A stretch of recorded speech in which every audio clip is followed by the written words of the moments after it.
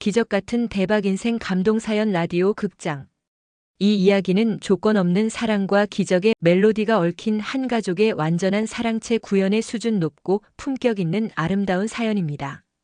하지만 이 가족의 사연이 단순히 막장 드라마에서나 볼 수 있는 얽히고 설킨 복잡한 관계로 해서 단순한 호기심만을 유발시키고 마는 거였다면 애당초 제작해 보여드릴 엄두조차 내지 못했을 것입니다. 유튜브라는 거대한 지구촌 운동장에서 고작 어설픈 삼각관계 멜로드라마를 연상케 하는 짜집기 사연이나 불륜을 미화시킬 듯한 애매모호한 막장. 섹시 드라마틱 에피소드들이 엄청난 시청률을 올리고 있는 사실에 비추어 보면 다소 뒤처지는 생각이라 폄훼하실 수도 있겠습니다만 저희는 오직 저희들 나름의 한 가지 주제만을 찾아서 거북이처럼 뚜벅뚜벅 매진하기로 결심했다는 점을 말씀드리면서 오늘의 사연 내용을 지금부터 심도 있게 말씀드리겠습니다. 서울 변두리 낡은 집에서 홀어머니 최순애는 두 아들 영수와 영재를 키웠습니다. 아버지는 일찍 세상을 떠났지만 많은 유산을 남겼습니다. 순애는 그 돈으로 두 아들을 키웠습니다. 맏아들 영수는 자유로운 영혼의 트로트 가수였지만 술과 바람기로 어머니 순애 씨의 속을 썩였습니다. 막내 영재는 성실한 대학생으로 누구보다 믿음직한 어머니의 희망이었습니다. 순애는 매일 새벽 시장에서 장을 보고 아들들 밥상을 차렸습니다. 영수야, 술 좀 줄여. 그녀는 걱정하며 말했지만 영수는 웃으며 대꾸했습니다. 엄마 걱정 마. 내가 대스타 될게. 영재는 조용히 책을 읽으며 어머니를 위로했습니다. 엄마, 제가 잘할게요. 순애는 영재의 손을 잡으며 미소 지었습니다. 그리고 또 한 사람의 식구. 이 가정의 새로운 멤버 김선아가 들어왔습니다. 그녀는 영수의 매니저로 일하며 사랑에 빠졌고 결혼했습니다. 선아는 고아로 외할머니 손에서 자랐지만 밝은 성격의 여성이었습니다. 그녀의 꿈은 트로트 가수였습니다. 하지만 운명은 이 가족에게 검은 먹구름을 드리웠습니다. 이 이야기는 배신과 슬픔을 딛고 피어난 기적 같은 사랑을 그립니다. 김선화는 어린 시절 부모의 이혼으로 외할머니 손에서 자랐습니다. 외할머니는 선화에게 노래를 가르쳤습니다. 선화야, 너 목소리는 별빛 같아. 선화는 그 말을 가슴에 품고 가수의 꿈을 키웠습니다. 하지만 아직은 어리고 노래 실력이 부족한 터라 할머니 손에 이끌려 이곳저곳 트로트 행사장이나 오디션장을 돌아다니면서 현장 경험만 쌓다가 세월이 흘러 할머니도 노환으로 세상을 떠나셨고, 우선 다급한 마음에 숙식이나 해결하기 위해 기획사 사무장에게 부탁해 매니저의 길을 걷게 됐다고 하죠. 그렇게 해서 만나게 된 사람이 바로 트로트 가수 영수였습니다. 영수는 신인 트로트 가수로 선화를 매니저로 들이면서 뜻밖의 선화의 타고난 노래 실력에 감탄을 금치 못했습니다. 영수가 어느 날 우연히 방송국 트로트 가요 프로 제작 영상 대기실 구석에서 벽을 쳐다보면서 혼자 흥얼대며 부르던 선화의 보석 같은 나의 사랑이라는 노래를 들어보고 한 말이었습니다. 선화야, 너는 대스타가 될 거야. 그의 말에 선화는 설레었습니다. 그렇잖아도 누군가 자신의 노래소리를 들어보고 평가를 해주길 고대하고 있던 차에 영수의 그런 칭찬의 소리 한마디는 금세 선화의 가슴을 설레게 하고 말았다지 뭡니까? 그날 이후 두 사람은 급속히 가까워져 결국 사랑에 빠졌고 급기야. 여자 다루는 솜씨가 뛰어나기로 소문난 영수의 소나기에 걸려든 순진하고 소박했던 선화는 그만 20여 년의 세월 동안 고이 간직해온 자신의 고귀한 처녀성을 이 남자에게 영수에게 바치고 말았습니다. 그것도 아주 기묘하게 일신년스럽기 짝이 없었다는 무대 세트장의 어두컴컴한 구석에서 말입니다.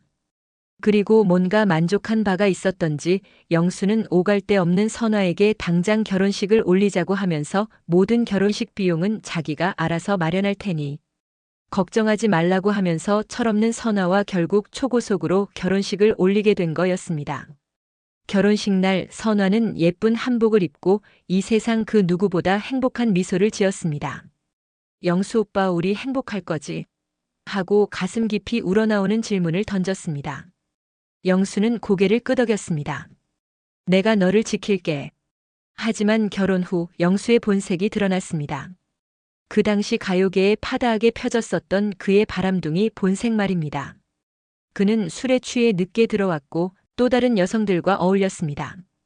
어떤 날은 여성의 새빨간 립스틱 자국을 하얀 와이셔츠에 묻힌 채 들어오기도 했습니다.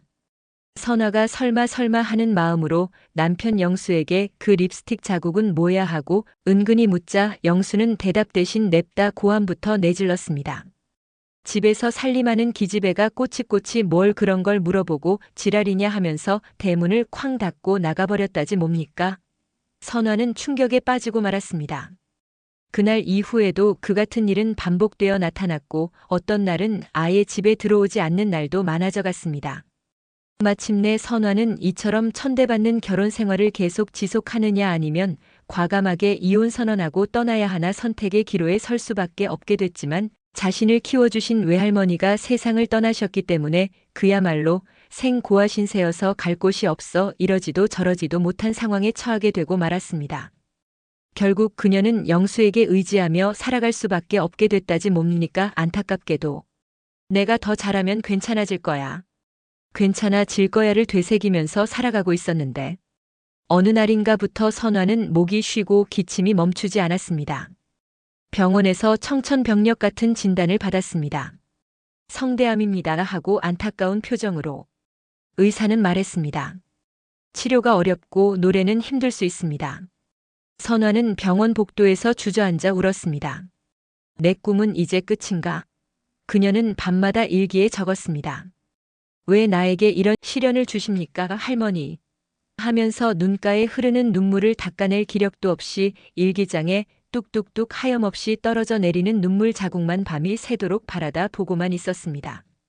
하지만 영수는 그녀를 위로하지 않았습니다. 너 때문에 내 인생 망쳤어. 그는 술에 취해 소리쳤습니다.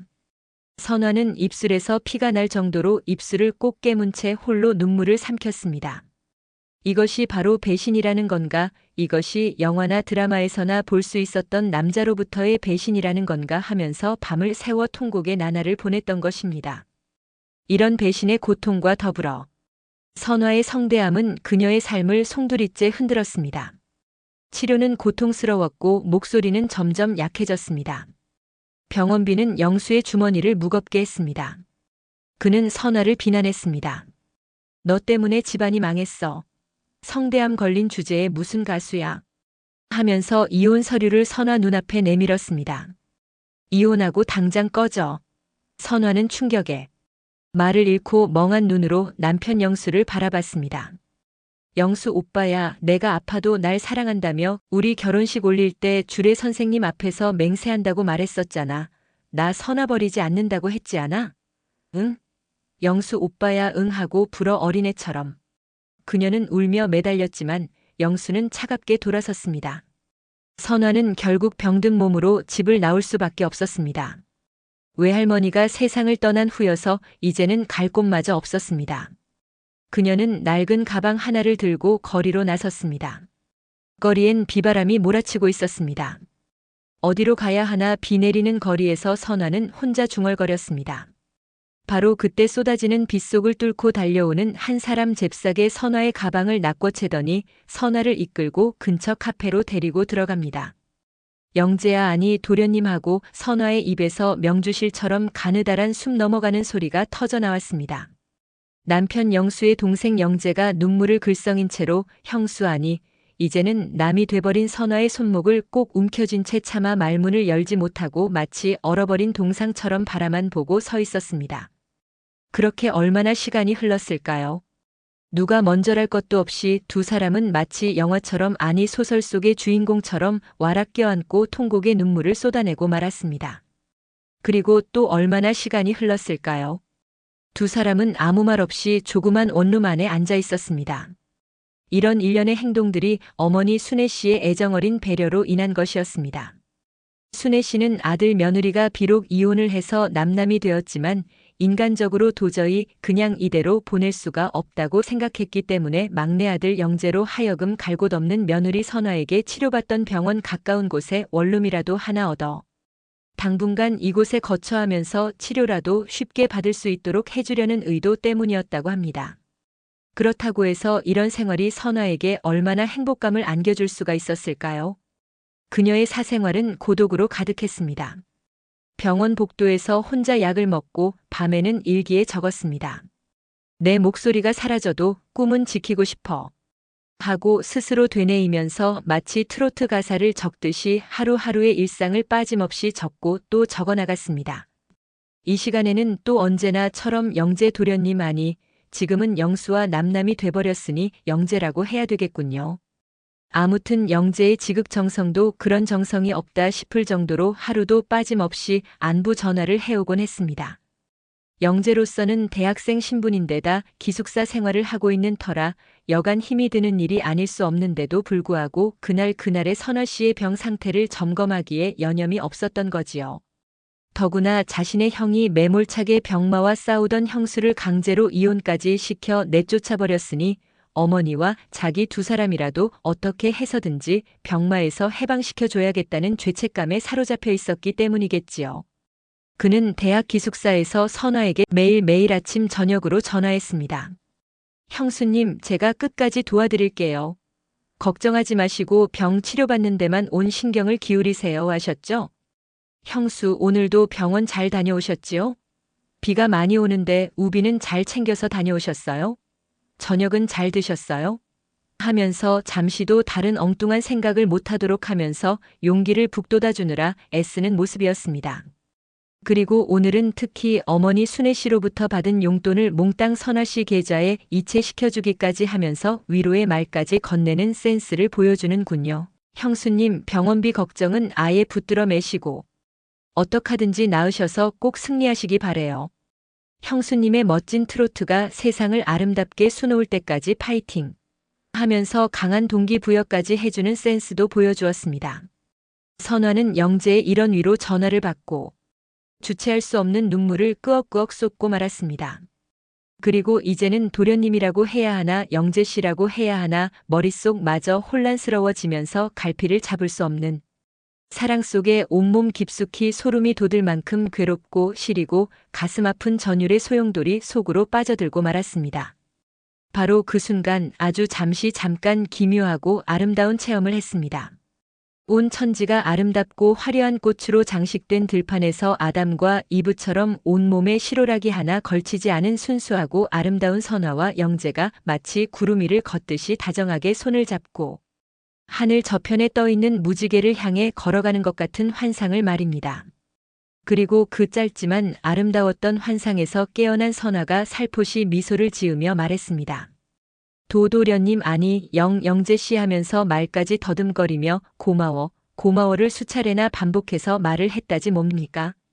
다음 날은 시어머니셨던 순애 여사님도 선화를 찾아 원룸에 왔습니다. 갖은 밑반찬에 한의원에서 지어준 보약까지 바리바리 싸들고 마치 시집 보낸 딸 자식 찾아오듯이 만면에 미소를 가득 머금고 오셨으니 선화로서는 또다시 황송하고 죄송하다는 말밖에 드릴 말씀이 없다고 할 수밖에요. 그리고는 어머니 하면서 눈물을 쏟아내고 말았습니다. 선화야, 내가 너 엄마야. 그녀는 선화를 끌어안았습니다. 선화는 순애의 품에서 오열했습니다. 때마침 학교 강의를 마치고 영재가 헐레벌떡 들어오다가 이 광경을 바라보더니 두 분 영화 촬영 중이셨군요. 영화 제목이 뭐야 엄마? 하면서 너스레를 떨었다지 뭡니까? 그 바람에 원룸 안이 때 아닌 웃음바다로 돌변했다고 합니다. 그리고 영재는 아무 일도 없었다는 듯이 형수님, 오늘 기분 어때요? 하면서 선화의 손을 잡으며 웃었습니다. 선화는 약해진 목소리로 대답했습니다. 도련님 아니 영재 씨 덕분에 힘이 솟는 것만 같아 하면서 활짝 미소를 지어 보였습니다. 그러자 영재는 또다시 이거는 엄마가 주신 게 아니고 내가 순전히 내가 알바로 번 돈이니까 반드시 나으셔야 합니다 하면서 돈봉투를 선화 손에 재빨리 쥐어주고는 그야말로 번개처럼 저는 이제 시험 공부 때문에 기숙사로 갑니다 하면서 문을 박차고 나가버렸습니다. 그 바람에 시어머니 순애 여사와 선화의 어색했던 분위기가 마치 친모녀지간처럼 살가워지게 됐다는군요.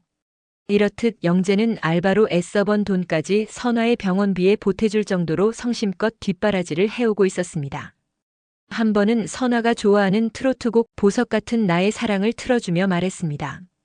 형수님, 이 노래 다시 부를 날이 꼭 올 거예요. 끝까지 용기 잃지 마세요 하셨죠? 하며 재차 힘을 북돋아주는 모습을 보여줬습니다. 선화는 미소 지으며 눈물을 흘렸습니다. 순애 여사도 변함없이 선화를 딸처럼 돌봤습니다.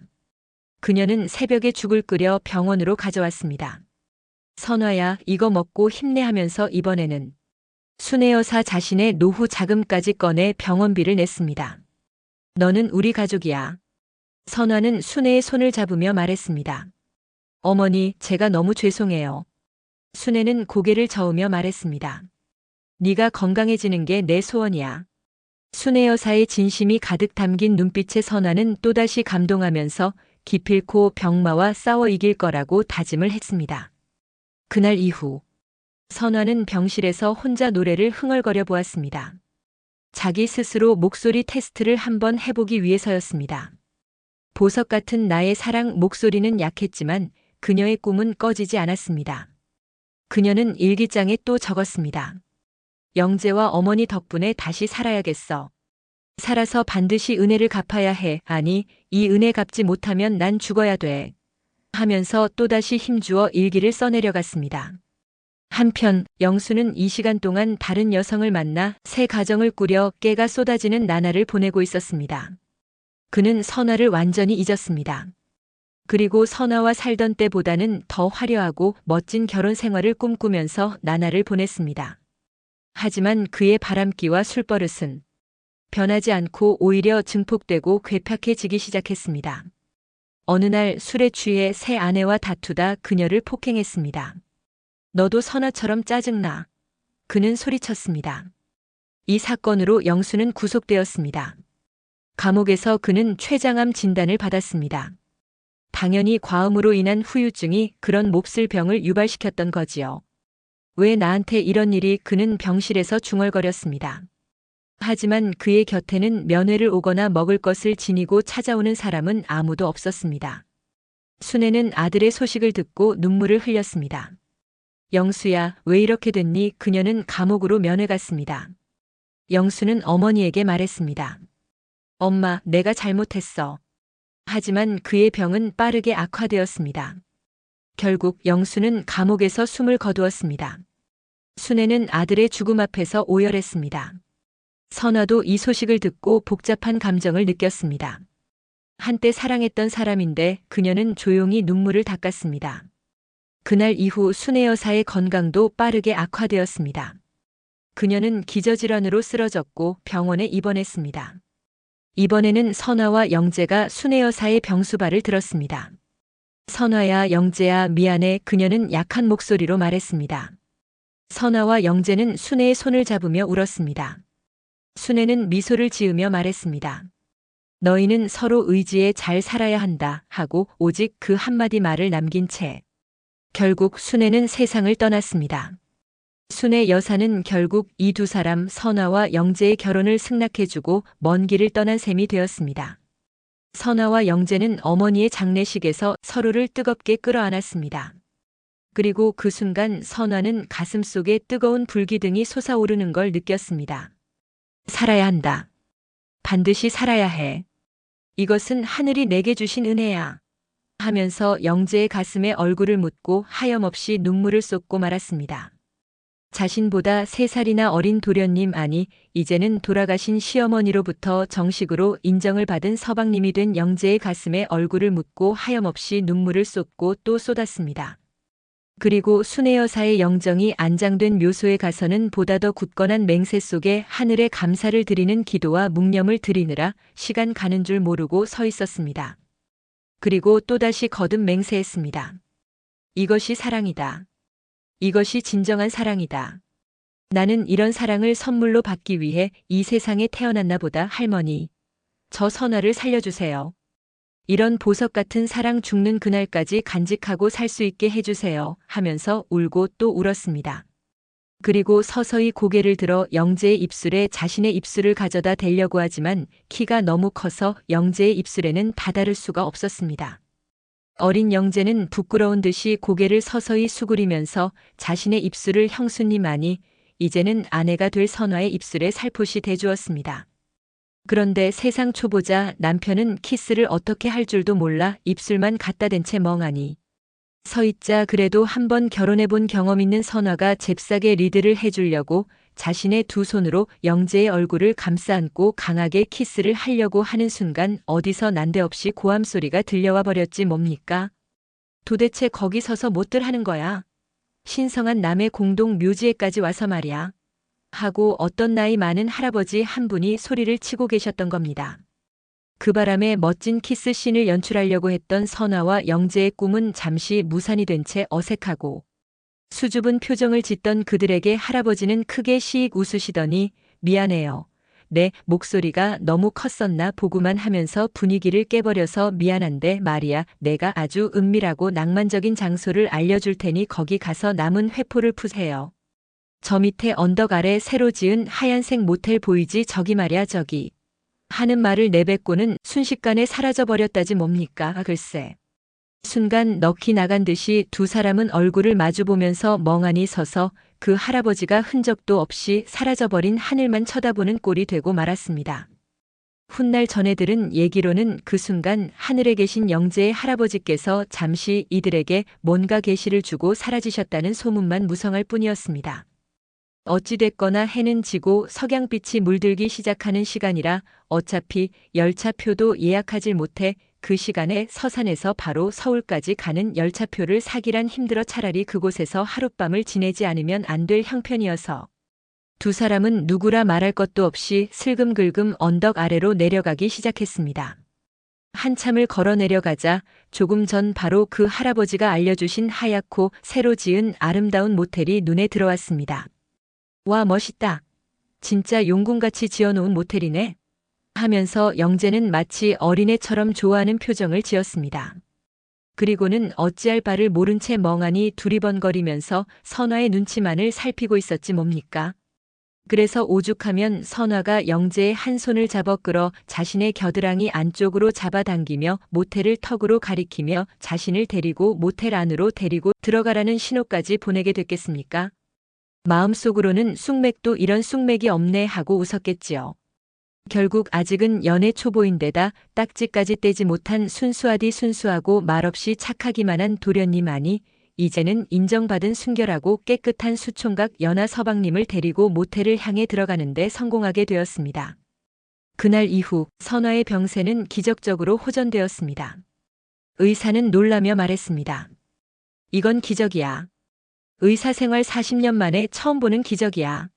나는 비록 의사이긴 하지만 불치의 병이 낫는 경우엔 기적이라는 말밖엔 설명해 줄 말이 없거든. 하면서도 왠지 환자 심경에 큰 변화를 주어 강렬한 사랑의 엔돌핀을 분출시킬 만한 사건이나 행동이 있었던 건 아니냐고 묻기까지 하면서 선화의 퇴원을 누구보다도 열렬히 축하해 주었습니다. 그러자 착하디 착한 선화는 거리낌 없이 새롭고 아름답고 보석 같은 사랑을 갖게 된 일이 있었다고 실토를 해버렸다지 뭡니까? 그러자 의사 선생님께서는 기다렸다는 듯이 그러면 그렇지 어쩐지 별안간 얼굴 표정도 밝아지고 피부 트러블 같은 것도 사라지곤 하더라니 역시 예전 우리 선배 의사 선생님들 말씀이 하나도 틀린 말씀이 없다니까요. 여성분들 치료하다 보면 남자들로부터 사랑을 많이 받는 사람이 병도 빨리 낫는다고 하시더라고요. 그게 바로 사랑의 도파민 혜택이라는 겁니다. 하면서 마지막으로 환자 진료를 마무리하셨습니다. 선화는 마지막 신체 점검을 마치고 홀가분하고 해방된 마음으로 병원을 나왔습니다. 그녀는 영재와 함께 어머니의 묘소를 다시 또 찾아뵈었습니다. 이번에는 몹쓸 병마로부터 해방되었음을 알려드리기 위해서였습니다. 그래야 하늘 나라에 계신 시어머니께서 편히 쉬시지 않으시겠나 하는 갸륵한 마음을 간직한 채 말입니다. 어머니, 저 살아났어요. 그녀는 무덤 앞에서 감사의 눈물을 또 흘렸습니다. 영재는 선화를 안으며 말했습니다. 형수님, 아니 선화씨 이제 새 시작이에요. 그러자 선화도 영재의 가슴에 살포시 얼굴을 기대며 말했습니다. 도련님 아니죠.